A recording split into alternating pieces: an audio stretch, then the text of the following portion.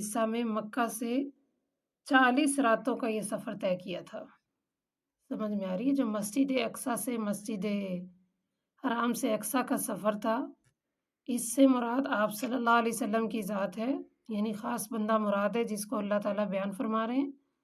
اور پھر اسرا میں ہی، اسرا اصل میں رات کے حصے کو ہی کہتے ہیں، لیکن اللہ تعالیٰ نے لیلن کا لفظ لا کر خاص کر دیا کہ خاص بندے کو خاص رات کے حصے میں مسجد حرام سے مسجد اقصیٰ کی طرف لے کر گئے۔ تو یہ جو مسجد اقصیٰ حرام سے مسجد اقصیٰ کا سفر تھا، یہ تقریباً 40 دن کا تھا، یعنی 40 راتوں کا سفر تھا۔ اور آپ صلی اللہ علیہ وسلم کو مسجد حرام سے حضرت ام ہانی رضی اللہ عنہ کے گھر سے لے کر جایا گیا تھا۔ یہ جو سفر تھا نا مسجد حرام سے، تو مسجد حرام سے مراد یہاں پہ حضرت ام ہانی رضی اللہ عنہ کا گھر ہے کہ جسے آپ صلی اللہ علیہ وسلم کو لے کر جایا گیا۔ اور مسجد حرام سے یہاں حرم بھی مراد ہے۔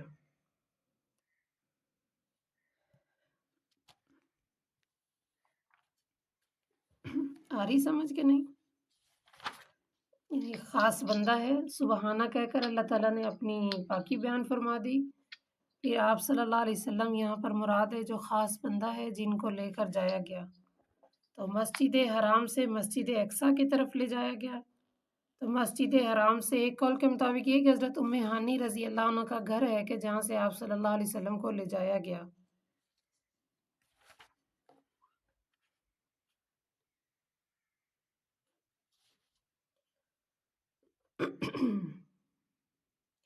اسی طرح ایک روایت میں نا آپ صلی اللہ علیہ وسلم بیان فرماتے ہیں کہ میں بیت اللہ کے پاس مقام ہجر میں سونے اور جاگنے کے درمیان حالت میں تھا جب جبرائیل علیہ السلام میرے پاس آئے اور مجھے آسمانوں پر لے گئے۔ یعنی آپ صلی اللہ علیہ وسلم اپنا واقعہ بیان فرما رہے ہیں کہ میں بیت اللہ کے پاس تھا مقام ہجر میں سونے اور جاگنے کی حالت میں، جسے کہتے ہیں نا غنودگی، نہ بندہ سویا ہے نہ جاگ رہا، اس حالت میں تھا کہ جبرائیل علیہ السلام میرے پاس آئے اور مجھے آسمانوں پر لے جایا گیا۔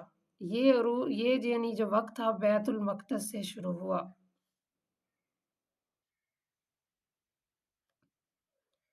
آگے اللہ تعالیٰ فرما رہے ہیں بارکنا حولہ لنریہ من آیاتنا، کہ ہم نے اس کے ارد گرد برکت دی تاکہ ہم دکھلائیں اپنی نشانیاں، انہ هو السمیع البصیر، کہ وہ سننے والا اور دیکھنے والا ہے۔ تو یہاں جو اللہ تعالیٰ نے برکت کا ذکر کیا نا کہ برکت دی ہم نے، تو اس سے مراد دین اور دنیا کی برکات ہے۔ جو مسجد حرام ہے نا، اس میں انبیاء علیہ السلام کی عبادت کی جگہ ہے، اسی وجہ سے اللہ تعالیٰ فرما رہے ہیں کہ یہاں ہم نے دین کی بھی اور دنیا کی بھی برکتیں رکھی ہیں۔ اور وہاں پر دین کی برکتوں سے مراد ہو گیا نا کہ انبیاء علیہ السلام کا وہاں عبادت کی جگہ تھی، اور دنیاوی برکتوں کے اعتبار سے فرمایا کہ بے شمار چشمے وغیرہ وہاں پہ ہیں، درخت اور پھل ہیں، اس حساب سے دنیاوی برکت بھی ہے کہ ہم نے دین اور دنیا دونوں کی برکت وہاں رکھ دی۔ آ رہی سمجھ؟ جی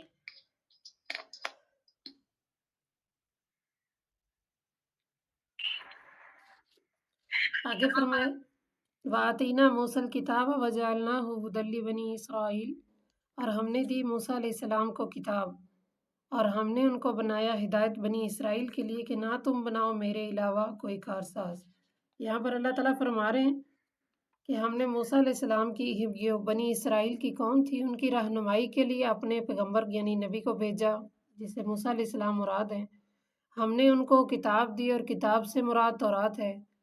ہم نے ان کے اندر ان کی ہدایت کا ذریعہ بنایا اور ان کو یہ جو ہے نا صاف طور پر کہلوایا کہ اللہ تتخذوا من دونی وکیلا، کہ کسی قسم کا شبہ باقی نہ رہے کہ ہمیں صحیح طرح تعلیم اور تربیت نہیں دی گئی، ہمیں بتایا نہیں گیا۔ تو اللہ تعالیٰ فرما رہے ہیں کہ نہ تم بناؤ میرے علاوہ کوئی کارساز۔ تو یہاں کارساز سے مراد کیسا مطلب رب مراد ہوگا؟ تو اللہ تعالیٰ نے بیان فرمایا کہ کارساز سے رب یعنی وکیل کا معنی ایسا رب ہوتا ہے کہ جس کے حوالے انسان اپنے سارے کام کر دے۔ یعنی وکیل سے مراد ایسا ہوتا ہے رب جس کے حوالے انسان اپنے سارے کاموں کو کر دے۔ تو یہاں پر اللہ تعالیٰ کا بھی فرمانے کا یہی مطلب تھا کہ تم مجھے اپنا رب مانو اور میرے حوالے سارے کام کر دو، میرے علاوہ کسی کو بھی اپنا رب نہ مانو، یعنی بتوں کی پوجا نہ کرو۔ اور پھر آگے اللہ تعالیٰ مخاطب کر کے فرما رہے ذریۃ من حملنا مع نوح، اے نوح علیہ السلام کی اولاد، انہ کان عبدا شکورا، کہ بے شک وہ بندہ تھا شکر کرنے والا۔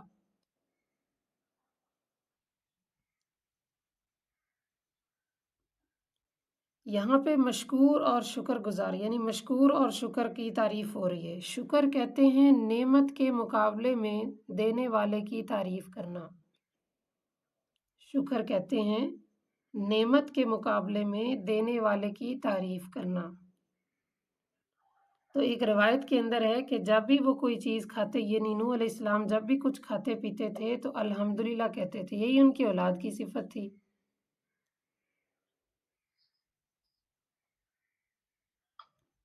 پھر آگے فرمایا کہ بنی اسرائیل کی، یہ تو خوبی بتائی نا کہ ہم نے نوح علیہ السلام کو ان کی قوم کے اندر بھیجا تاکہ وہ ان کو بتائیں کہ اللہ کے علاوہ کسی کو کارساز اپنا رب نہ بنائیں۔ لیکن بنی اسرائیل کیسی قوم تھی؟ وہ ایک سرکش تھی۔ اس کا اللہ تعالیٰ نے قرآن پاک میں خود ذکر کر دیا، وَقَضَيْنَا إِلَىٰ بَنِي إِسْرَائِيلَ، کہ ہم نے فیصلہ سنایا، بنی اسرائیل کی طرف بھجوایا کتاب میں کہ تم زمین میں ضرور بھی ضرور فساد کرو گے، اور واقعی انہوں نے ایسا کیا کہ فساد کیا۔ پھر اللہ تعالیٰ نے فرمایا کہ 2 مرتبہ کرو گے، 2 مرتبہ مقید کر دیا، خاص کر دیا۔ اب انہوں نے واقعتاً زمین میں ایسا فساد کیا۔ پہلی مرتبہ یہ کہ حضرت زکریا علیہ السلام کو قتل کیا، یہ ان کا پہلا فساد تھا۔ ان کو قتل کرنے کی ان کی وجہ یہ تھی کہ انہوں نے ان کو اللہ تعالیٰ کی ناراضگی سے ڈرایا تھا کہ غلط کام نہ کرو، اللہ سے ڈرو۔ ان کے اس تبلیغ کرنے کی وجہ سے انہوں نے ان کو ہی قتل کر دیا۔ اور دوسری مرتبہ حضرت یحییٰ، زکریا علیہ السلام اور حضرت عیسیٰ علیہ السلام کے قتل کا ارادہ کر لیا، تو تبھی اللہ تعالیٰ نے بنی اسرائیل کے ساتھ خاص 2 مرتبہ کا ذکر کیا کہ تم 2 مرتبہ زمین میں فساد مچاؤ گے۔ پہلی مرتبہ انہوں نے حضرت زکریا علیہ السلام کو قتل کیا، اور دوسری دفعہ حضرت یحییٰ بن زکریا علیہ السلام اور حضرت عیسیٰ علیہ السلام کے قتل کا ارادہ کر لیا، یعنی 3 پیغمبروں کو قتل، ایک کو تو کر دیا اور 2 کے قتل کا ارادہ کر لیا۔ اس لیے اللہ تعالیٰ نے فرمایا کہ تم جو ہے نا 2 مرتبہ سرکشی کرو گے۔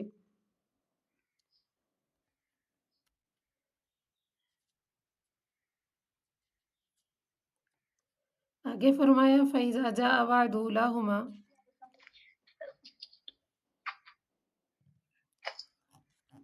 آیت نمبر 3 دوبارہ بتا دیں۔ آیت نمبر 3 ذریۃ من حملنا مع نوح، یہ والی جی فرمایا ذریۃ من حملنا مع نوح، اے نوح علیہ السلام کی اولاد، یعنی اللہ تعالیٰ نوح علیہ السلام کی اولاد سے مراد ہے جو کشتی میں سوار کر کے اللہ تعالیٰ نے طوفان سے بچائے تھے۔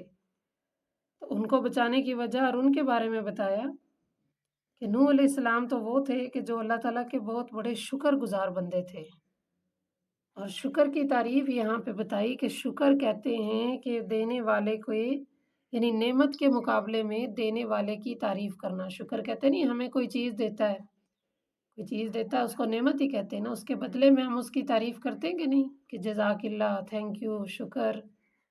تو اسی کا ذکر فرما رہے کہ شکر کہتے ہیں کہ جب بھی نعمت ملے تو منعم کی تعریف کرنا، دینے والے کی تعریف کرنا۔ تو روایت کے اندر آتا ہے کہ جب بھی وہ کچھ کھاتے پیتے تھے، پہنتے تھے، تو ساتھ الحمدللہ کہتے تھے۔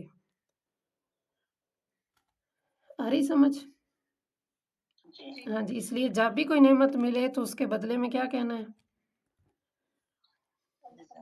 ہاں جی، الحمدللہ، ہر وقت شکر کرنا ہے اللہ کا، چاہے وہ چیز تھوڑی ملے یا وہ زیادہ ملے، کیونکہ اللہ کو شکر گزاری زیادہ پسند ہے، تبھی تو یہ انبیاء کی صفت ہے اور اللہ تعالیٰ نے اس کو قرآن پاک میں ذکر کیا ہے۔ آگے سمجھ؟ جی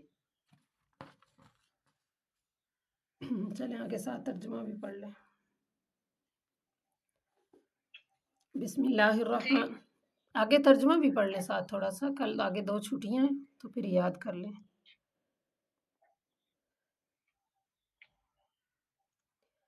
وَيَدْعُ الْإِنسَانُ اور دعا مانگتا ہے انسان بالشر برائی کی دعاءہ اپنے لیے دعا بالخیری جیسے خیر کی مانگتا ہے، اور انسان اپنے لیے برائی کی دعا ایسے مانگتا ہے جیسے اپنے لیے خیر کی دعا مانگتا ہے۔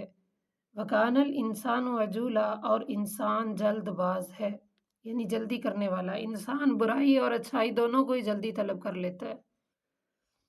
آگے سمجھ وَيَدْعُ الْإِنسَانُ بِالشَّرِّ اور دعا مانگتا ہے انسان برائی کے لیے دعاءہ جیسے وہ اپنے لیے دعا مانگتا ہے بالخیری خیر کی یعنی بھلائی کی۔ وَكَانَ الْإِنسَانُ عَجُولًا اور انسان ہے جلد باز یا جلدی کرنے والا۔ وَجَعَلْنَا اللَّيْلَ اور ہم نے بنایا رات کو وَالنَّهَارَ اور دن کو آیتین دو نشانیاں فَمَحَوْنَا اور ہم نے محو کر دیا آیت اللیل رات کی نشانی کو وجعلنا اور ہم نے بنایا آیت النہار دن کی نشانی کو روشن تاکہ تم تلاش کر سکو فضلا من ربکم اپنے رب کا فضل وَلِتَعْلَمُوا اور تاکہ تم جان سکو عدد السنین والحساب سالوں کی گنتی کو اور حساب کو، یعنی اللہ تعالیٰ فرما رہے کہ رات اور دن انسان کی زندگی میں دو نشانیاں ہیں۔ فَمَحَوْنَا پس ہم نے محو کر دیا یعنی گم کر دیا رات کی نشانی کو، وَجَعَلْنَا اور ہم نے بنایا دن کی نشانی کو روشن تاکہ تم تلاش کر سکو اپنے رب کے فضل کو اور تاکہ تم جان سکو سال کی تعداد اور اس کے حساب کو۔ وَكُلَّ شَيْءٍ اور ہر چیز فصلناہ ہم نے اس کو کھول کر بیان کر دیا ہے تفصیلا تفصیل کے ساتھ، اور ہر چیز ہم نے اس کو کھول کر بیان کر دیا ہے تفصیل کے ساتھ۔ وَكُلَّ إِنسَانٍ اور ہر انسان الزمناہ ہم نے ڈال دیا ہے طائرہ اس کا اعمال نامہ فی عنقہ اس کی گردن میں، یا ڈال دیں گے اس کا اعمال نامہ اس کی گردن میں وَنُخْرِجُ اور نکالیں گے اس کے لیے قیامت کے دن کتاباً اس کا اعمال نامہ یلقاہ جس کو وہ دیکھے گا یا اسے ملے گا منشورا کھلا ہوا، یعنی ہر انسان کہ ہم ڈال دیں گے اس کا اعمال نامہ اس کی گردن میں اور نکالیں گے اس کے لیے قیامت کے دن اس کا اعمال نامہ کہ وہ اس کو جب ملے گا اس کو دیکھے گا کھلی ہوئی کتاب کی طرح یا کھلا ہوا دیکھے گا۔ لکھا کیا ہوگا اقرأ کتابک کہ پڑھ اپنے اعمال نامے کو، کتابک سے مراد یہاں اپنا اعمال نامہ ہے، یعنی پڑھ اپنی کتاب کو، کفا کافی ہے بنفسک الیوم علیک حسیبا تمہارا نفس ہی آج کے دن حساب کے لیے تم پر کافی ہے، یعنی اللہ فرما رہے ہیں کہ جب تمہیں کہا جائے گا اقرأ کتابک کہ اپنا اعمال نامہ پڑھو، کفا بنفسک کافی ہے آج کے دن تمہارا اپنا آپ ہی علیہ کا حساب تمہارے اوپر حساب کے لیے۔ من اہتدی جس نے ہدایت پائی فإنما یہتدی لنفسی پس بے شک وہ ہدایت پائے گا اپنے ہی نفس کے لیے، ومن ضل اور جو گمراہ ہوا فإنما پس بے شک یضل وہ گمراہ ہوا علیہ اپنے آپ کے لیے یعنی اپنے نفس کے لیے۔ جس نے تو ہدایت پائی تو اس نے بھی ہدایت پائی اپنے نفس کے لیے، اور جو گمراہ ہوا پس بے شک وہ گمراہ بھی کیا ہوا یعنی اس کی گمراہی کا اثر بھی اسی پر ہے اپنے لیے۔ وَلَا تَزِرُ اور نہیں کوئی بوجھ اٹھائے گا وازرۃ بوجھ اٹھانے والا وزر اخرى دوسرے کا بوجھ، اور نہیں کوئی بوجھ اٹھائے گا بوجھ اٹھانے والا کسی دوسرے کا بوجھ۔ جی وما کنہ اور نہیں معذبین ہم عذاب دیتے حتیٰ یہاں تک کہ نبعث ہم بھیج دیں رسول، اور ہم تب تک عذاب نہیں دیتے کسی قوم کو جب تک ہم اپنا رسول نہ بھیج دیں۔ آگے سمجھ اچھی طرح سمجھ آگی سب کو؟ جی جی ہاں جی انشاءاللہ اس کو آپ نے یاد کرنا ہے سبق کو۔